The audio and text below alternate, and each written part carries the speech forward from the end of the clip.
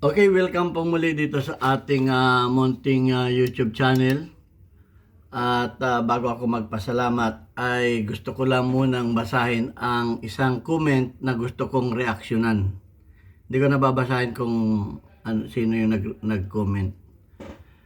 Ang sabi niya, maingat ka Mang Elmer, minsan kahit mabuti ang ating intensyon, pwede pa ring mapasama. Kapag ginawa yan ng ibang tao, at nadisgrasya, depende kung saan bansa pwede kang balikan at sisihin sa pagtuturo ng ganyan. Kahit hindi pare-pareho ang gusto ng tao. Kung hindi ligtas. Hindi ligtas. Okay? Re-reactionan ko lamang yan. Ito ay tungkol sa... Okay, pasasalamatan ko lang muna yung ating mga subscribers. Tayo ay umabot na sa 39,200 plus na mga subscribers. Salamat sa inyong mga share ng ating mga videos at sa magaganda rin ninyong mga comment. At maraming salamat sa mga hindi nag-skip ng ads sapagkat tayo nga ay ang kita ng ating YouTube channel ay tinutulong natin sa ating mga beneficiaries. At pasalamatan ko lamang si Boy Umay sa muli niyang pagpapalipad, pagpapakulay sa ating premiere. At pasasalamatan ko rin yung mga nagpapadala sa ating GCash. Okay? Ito yung GCash natin. Ayan. Pasalamatan ko lang yung mga nagpadala dyan. Si Alfredo Isidro Ordosipay ng Las Piñas. Si Architect Arnel Salvador ng Kuwait. Si Jubel Platon, Boy Umay, si Umbit ng Kia Motor, si Anthony Evangelista ng Pasay, si Conrado Ilulaylio, at si Junard Diaz, at yung ayaw magpakilala, tawagin nating Sir Adrian.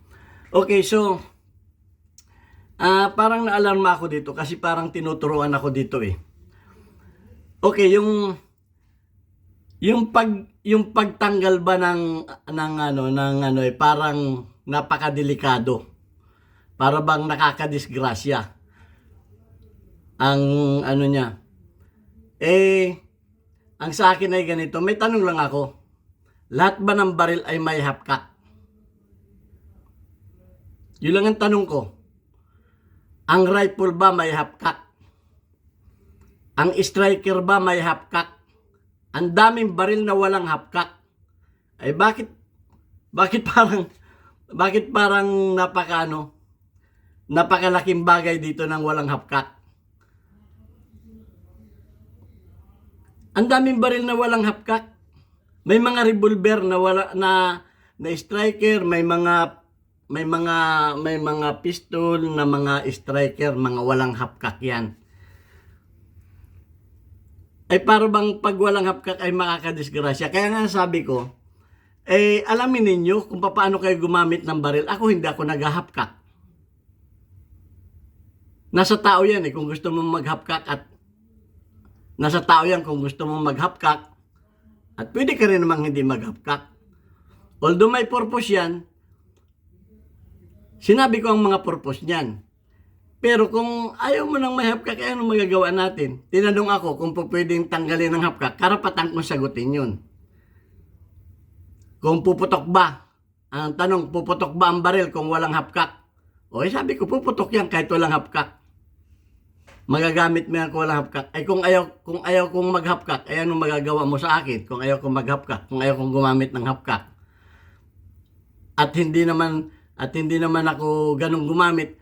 Ang tao, kanya-kanya yan ng paggamit ng baril. Kaya nga sabi ko, kung ang gusto mo may chamber load, ayaw ko nang may chamber load, ay bakit mo ako pipiliting mag chamber load? Bakit may mga tao kasi na ipipilit yung gusto nila sa isang tao, ay ayaw nila nun eh. Ayaw nilang ganun eh. May mga tao na ayaw magsalpak ng magazine pag nagta-travel. May ayaw ng ganun eh. Ay bakit natin ipipilit yung ganun? Mayroong ayaw gumamit ng hapkak. Hindi natin alam kung anong dahilanan niya yan. Pero hindi ibig sabihin na na walang hapkak ay makakadisgrasya na yung baril. Kahit pa may hapkak yan, kung hindi ka marunong, kung hindi mo alam gamitin yung baril mo, makakadisgrasya ka rin. Kaya nga sabi ko ay, alamin ninyo ang function ng inyong baril. Alamin ninyo kung ano yung baril ninyo, kilalanin ninyo yung baril ninyo, yung importante. May hapkak man yan o walang hapkak yan, kung alam ninyong gamitin yan, walang mangyayaring masama. Pero kung kahit pa may hapkak yan, kung hindi ka marunong gumamit niyan, makakadisgrasya ka talaga. So yun lang nga sa akin. At saka ganito yan. Sa YouTube, may community guidelines. Pag ikaw ay lumabag sa community guidelines, halimbawa, nagturo ka kung paano ang paglalagay ng full auto, yun ang bawal. Yun ang bawal sa community guidelines. Kaya, pumasa sa community guidelines yung content ko, wala akong nakikitang ano diyan, pumasa sa community guidelines. Lahat ng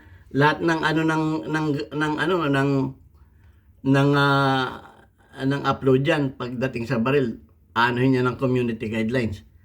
Oh.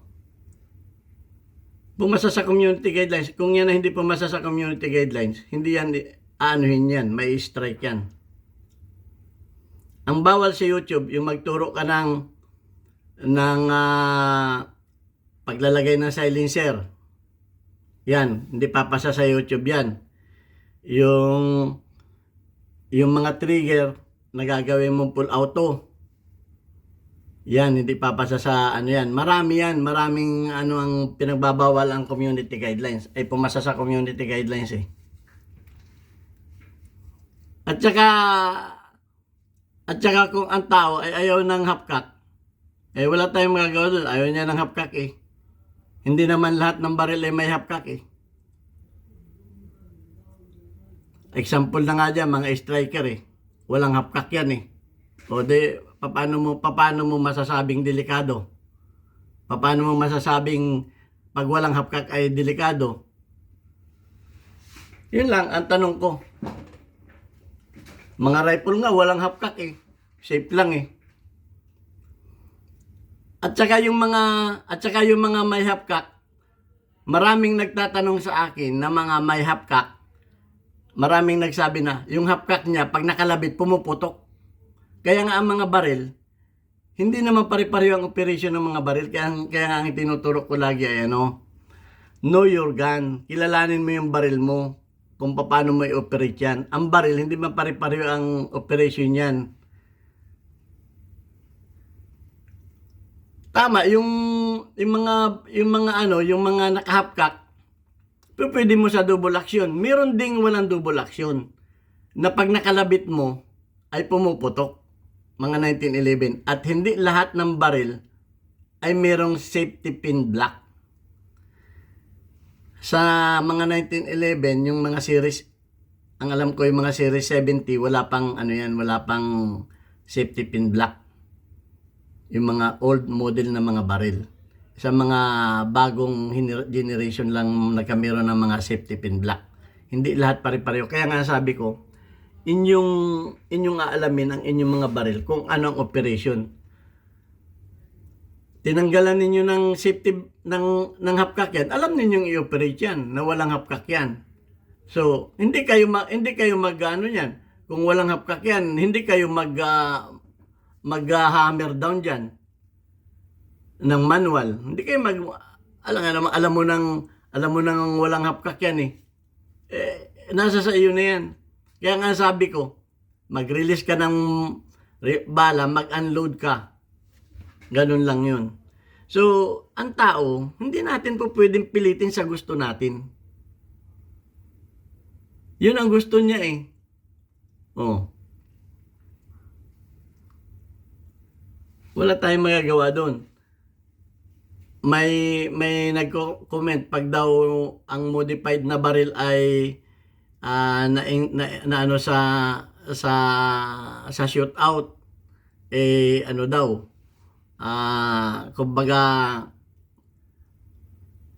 kumbaga mananagot ka na daw. Ay depende ka sa pagka-modified. kung yung baril mo ay ginawa mong full auto, ang pagka-modified mo, ay pwede ka managot doon sa batas. Ay paano naman yung mga shooter na puro mga modified ang baril na mga lisensyado? Kung yan ay bawal, hindi na yan palilisensiyahan. Ang bawal dyan yung gumamit ka ng mga TWS sight, thermal weapon sight, yan mga bawal yan. Yung mga scope, bawal yan. Oh. Yung conforme sa pagmo-modified, hindi lahat ng mga simpleng modification ay ay bawal. Dahil kung hindi man yan, may specification sa batas ang pagmo-modified ng ng baril. At hindi naman lahat, ang sa akin lang dito, hindi naman lahat ng mga tao ay mapapasunod mo sa gusto mo. Yun ang gusto nila eh. Ano magagawa natin? Ayun ang gusto. Oh. May mga gunsmith din naman yung ating mga may nagtanong kung paano magtanggal nun. Tinuro ko. Sinabi ko bang lahat ng baril ninyo ay tanggalan ninyo? At yan ay hindi maganda. Hindi ko naman sinabing ganun. Ang sabi ko ay hindi ko yan ina-advise na gawin, na tanggalan ninyo ng hapkak ang inyong mga baril. Hindi ko ina-advise yan. Dahil nga sinabi ko may purpose yan. Kaya na may hapkak, may purpose yan. At meron din namang disadvantage at meron kaya nga may ayaw. O sinabi ko din, edi ka bala na kayong mamili. Siyempre, pagka ginawa ninyo yun, ay alam na ninyo yung nun. Hindi naman tayo hindi naman yung mga hindi naman lahat ng mga hindi naman mga bata eh. Hindi na tayo mga bata kaya nga 18 above ang ating mga tinuturuan. So para sa akin, nasa sa inyo na yan. Kung ano ang gusto ninyong gawin sa baril ninyo, kung tanggalan niyo ng hapkak yan, kung ayaw ninyo ng mahapkak, edi bumili kayo ng mga baril na mga striker, mga walang hapkak yun. Paano yun? Paano mo i-justify yung mga striker na baril na mga walang hapkak? Striker nga yun eh. Walang yan. Paano mo may hammer down yun? Pag striker simple ang baril mo, di mag-unload ka, mag-show clear ka. Ganon lang yun. Ganon din sa pag walang hapkak. Mag-release magazine ka, mag-unload ka, saka ka mag-hammer down. Ganon lang yun. Sa mga di hammer. So, sa akin, hindi issue ang may hapkak at walang hapkak. Hindi issue sa akin yan.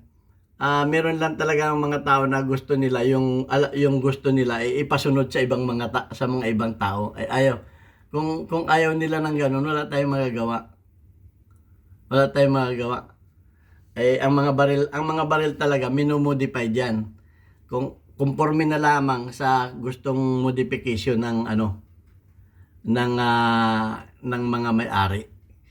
At ako, pag ako'y sa aking YouTube channel, pag ako'y tinanong at alam ko ang sagot, sinasagot ko. Bahala ka na kung anong gawin mo. Sumagot lang ako sa tanong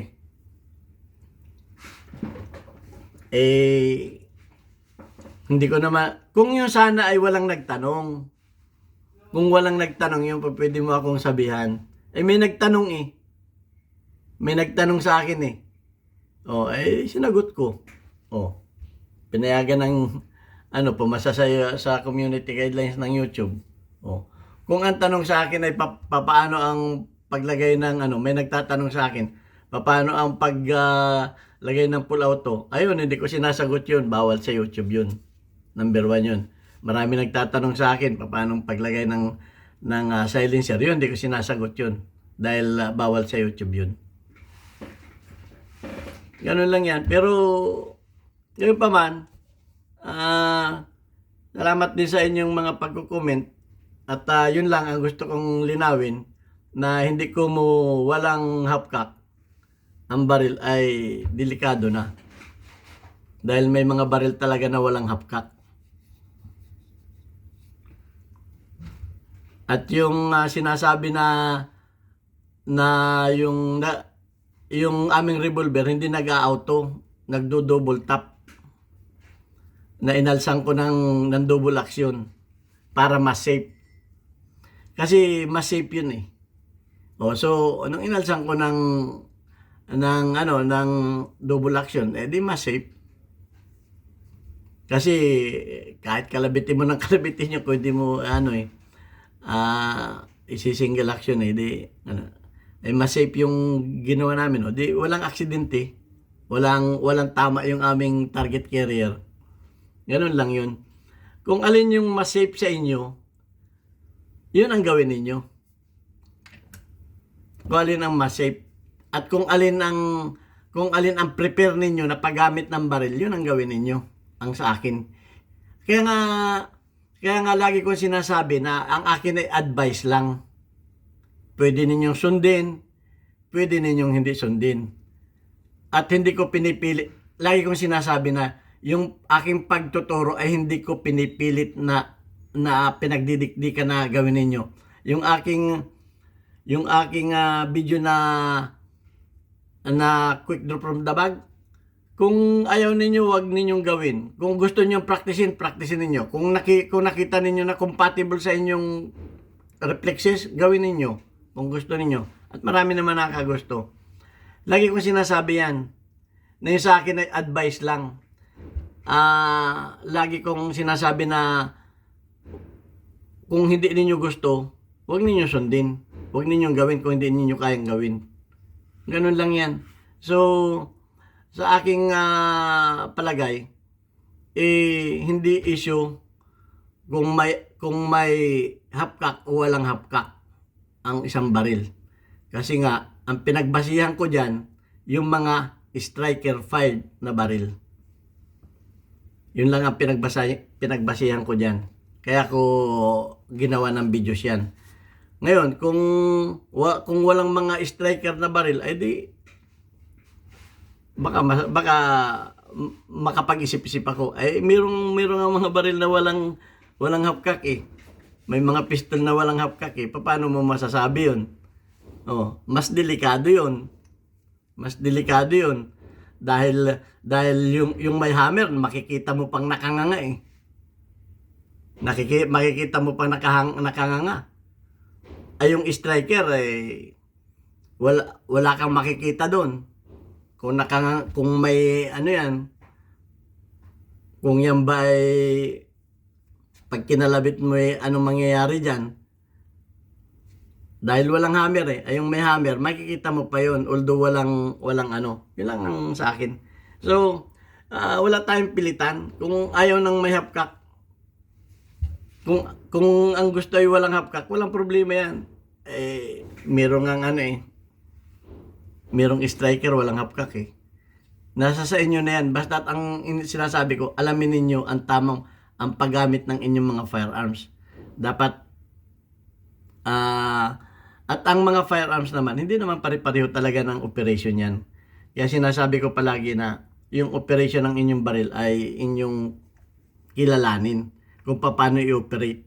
Kasi nga, may mga nakahapkak na pumuputok. At meron ding nag-comment sa akin, nakahapkak, napatukod yung baril, nakaholster siya, pumutok. Kaya yun ang mga pinagbabasihan ko eh. Kaya nga sabi ko, may advantage, may disadvantage din eh. Nagbase rin lang ako sa mga comment sa akin eh. Yung mga experience, kaya nga sabi ko, kung anong experience ninyo, i-share ninyo sa akin. I-share ninyo sa akin para maibahagi natin. So yung mga nag-comment sa akin na yung kanyang baril pag nakahapkak, nakakalabit, pumuputok. May mga ganon. Pero hindi ko sinasabing lahat ng baril ay ganon. Merong mga ganon. Hindi lahat. Kaya nga iba-ibang pag-operate ng mga baril. So, pinakang mahalaga sa ating lesson ay alamin ninyo kung paano i-operate at paano ninyo gamitin ang inyong mga baril. Kasi nga, mayroong mga baril na may decacker, yan. O, mayroong mga baril na walang decacker. Yan, sinabi ko sa videos yan. May mga baril na walang half-cut. May mga baril na striker. Dapat alam ninyo kung paano gamitin yan. At kung may half-cut yung baril ninyo, alam ninyo kung paano gamitin yung half-cut. At kung walang half-cut yan, di alam din ninyo kung paano gamitin yan. Yung ganun lang yun. So, wala tayong pagtatalo dyan sa ano na yan. Sa topic na yan. Nasa sa inyo na yan. Hindi ko sinabi na tanggalan ninyo.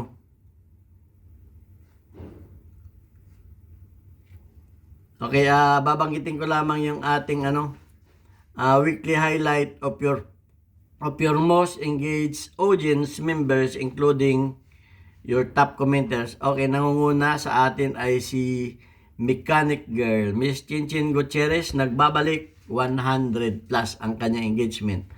Si Aliboy Palaboy, 3 ang kanyang engagement. Si Raymond Vincent, 42 ang engagement.